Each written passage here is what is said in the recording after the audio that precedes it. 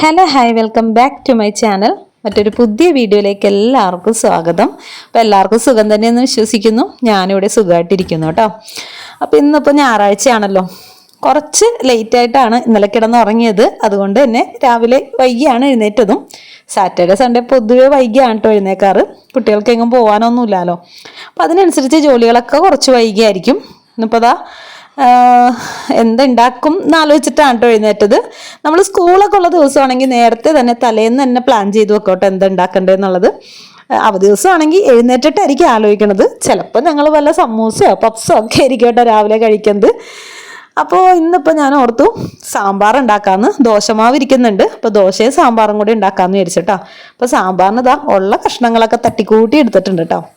അപ്പോൾ പരിപ്പ് ഓൾറെഡി ഞാൻ കുക്കറിൽ വേവിച്ചിട്ടുണ്ട്, ദോശ ഉണ്ടാക്കിയിട്ടില്ല കേട്ടോ. അപ്പോൾ കുക്കറിൽ നമ്മളുടെ സാമ്പാറിൻ്റെ പരിപാടി ഒന്ന് കഴിഞ്ഞ് കഴിഞ്ഞാൽ പതുക്കെ നമുക്ക് ദോശ ഉണ്ടാക്കാമല്ലോ. അപ്പോൾ പച്ചക്കറികളുള്ളതൊക്കെ ഇട്ടിട്ടുണ്ട്. എന്നിട്ട് അതിലേക്ക് പൊടികൾ ചേർത്ത് കൊടുക്കുന്നുണ്ട്. മല്ലിപ്പൊടി, മുളക് പൊടി, സാമ്പാർ പൗഡർ, കായം, അങ്ങനെയുള്ള എല്ലാ സംഭവങ്ങളും ചേർത്ത് കൊടുത്തിട്ട് പുളി ഒഴിഞ്ഞ വെള്ളം കൂടി ചേർത്ത് കൊടുക്കുന്നുണ്ട്. പിന്നെ ആവശ്യത്തിനുള്ള വെള്ളവും കൂടി ചേർത്തിട്ട് അതൊന്ന് അടച്ചു വെക്കുന്നുണ്ട് കേട്ടോ. ഇനിയിപ്പോൾ ഇതൊന്ന് വെന്ത് വരട്ടെ. അപ്പോൾ അടുത്ത പരിപാടി ദോശ ഉണ്ടാക്കണം. അപ്പോൾ കുക്കറിൽ വെന്ത് വരുമ്പോഴത്തേന് നമുക്ക് ദോശയും കൂടി അങ്ങനെ ഉണ്ടാക്കാം കേട്ടോ.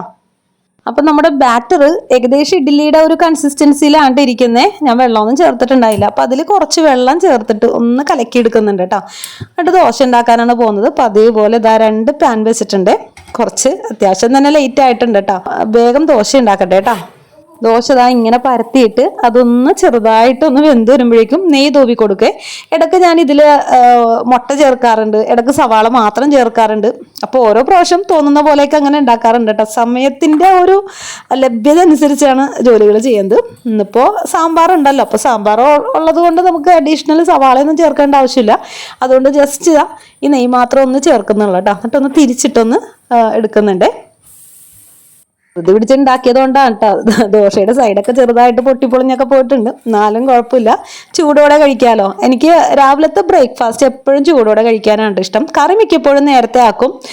നമ്മൾ കഴിക്കുന്ന ഫുഡ് ഞാനൊരു കഴിക്കുന്നതിന് തൊട്ട് മുമ്പൊക്കെ ഉണ്ടാക്കി തീരാറുള്ളൂ കേട്ടോ. കുറച്ച് ചൂടോടുകൂടി കഴിക്കാൻ വേണ്ടിയിട്ടാണ്. ഇപ്പം നമ്മൾ ട്യൂഷൻ എടുക്കുന്ന സമയത്ത് അങ്ങനെ തന്നെയാണ്. ബാക്കി എല്ലാ ജോലിയും ഞാൻ തീർത്ത് വെക്കോട്ടെ. ഈ രാവിലത്തെ ഒരു ഫുഡിൻ്റെ മാത്രം ട്യൂഷൻ കഴിഞ്ഞ് 7 മണിക്ക് ശേഷമായിരിക്കും കേട്ടോ ഞാൻ ഉണ്ടാക്കാൻ തുടങ്ങുന്നത്.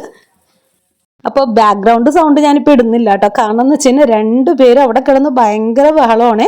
2 പേരും തല്ലുപിടിക്കുന്നുണ്ട് TV കാണാൻ വേണ്ടിയിട്ട്. അതുകൊണ്ടാണ് കേട്ടോ ഞാൻ ബാക്ക്ഗ്രൗണ്ട് വോയിസ് കേൾപ്പിക്കാത്തത്. കാരണം വേറെ ഒന്നുമല്ല, ബാക്ക്ഗ്രൗണ്ട് വോയിസ് ഇട്ട് കഴിഞ്ഞാൽ ഞാൻ ഈ പറയുന്നതിനേക്കാളും കൂടുതൽ സൗണ്ട് കേൾക്കുന്നത് അവർ തല്ലുപിടിക്കുന്നതിനായിരിക്കും കേട്ടോ. അതുകൊണ്ടാണ്.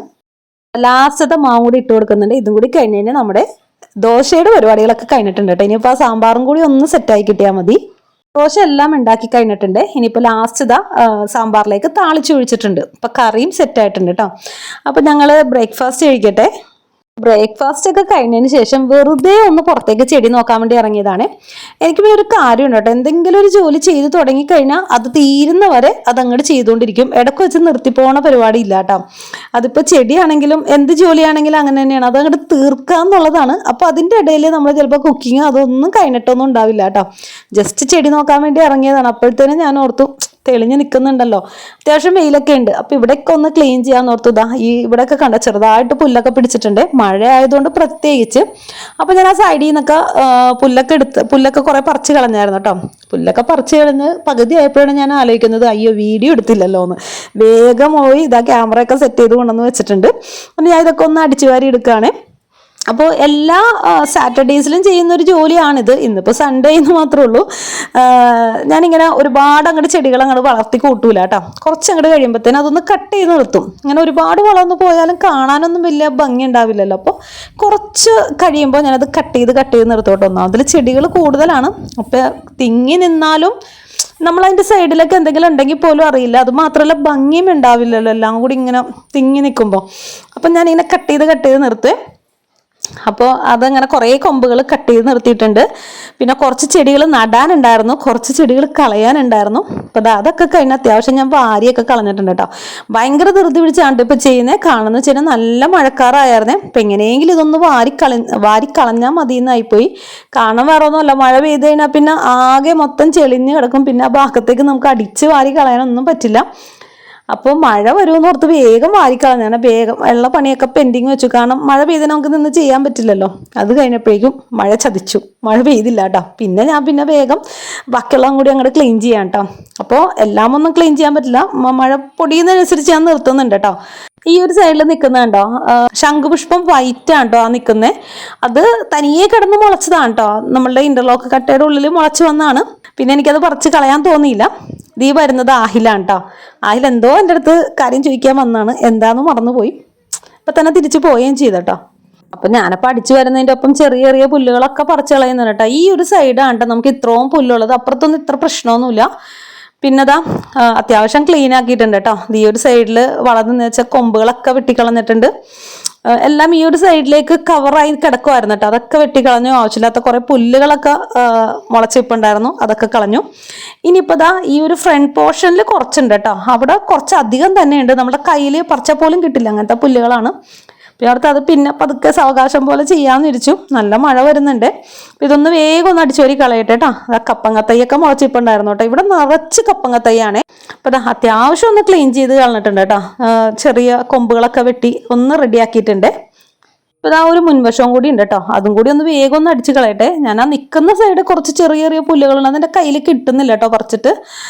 പിന്നെ ഞാൻ ഓർത്തു അതിനിപ്പോൾ മഴ വരുന്നതുകൊണ്ടിട്ട് ഇനി പിന്നെ സാവകാശം ചെയ്യാമെന്ന് ഓർത്തു. ഇപ്പം ഇത്രയെങ്കിലും ചെയ്യാൻ പറ്റിയല്ലോ എന്ന് വിചാരിച്ചു കേട്ടോ.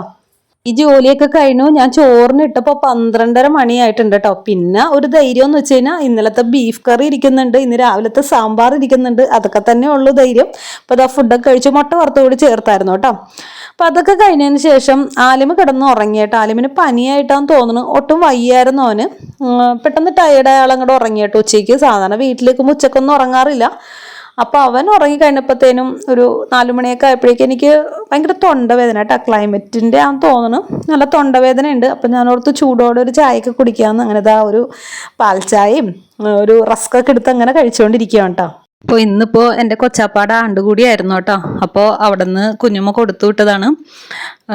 അപ്പം ഇത് കിണ്ണത്തപ്പമാണേ, പഴമൊക്കെ ഇട്ട് ഉണ്ടാക്കുന്നതാണ്. പിന്നെ ഇതാ ഫ്രൂട്ട്സും ഉണ്ട് കേട്ടോ. അപ്പോൾ ഞങ്ങളപ്പോൾ രാത്രിയിൽ വേറെ ഒന്നും വെച്ചിട്ടുണ്ടായിരുന്നില്ല, കുഞ്ഞുമ്മ അവിടെ നിന്ന് ഫുഡ് കൊടുത്തു വിട്ടിട്ടുണ്ടായിരുന്നു. പത്തിരിയും ചിക്കൻ കറിയാണ് കേട്ടോ. അപ്പോൾ അതൊക്കെ കൂട്ടി ഞങ്ങൾ കഴിച്ചു കേട്ടോ. അപ്പോൾ ഇത്ര തന്നെ ഉള്ളോട്ടെ ഇന്നത്തെ വീഡിയോ ഇഷ്ടമെങ്കിൽ തീർച്ചയായിട്ടും ഒന്ന് സപ്പോർട്ട് ചെയ്തേക്കണേ. മറ്റൊരു പുതിയ വീഡിയോ ആയിട്ട് വരുന്നവരെ താങ്ക് യു ഫോർ വാച്ചിങ്.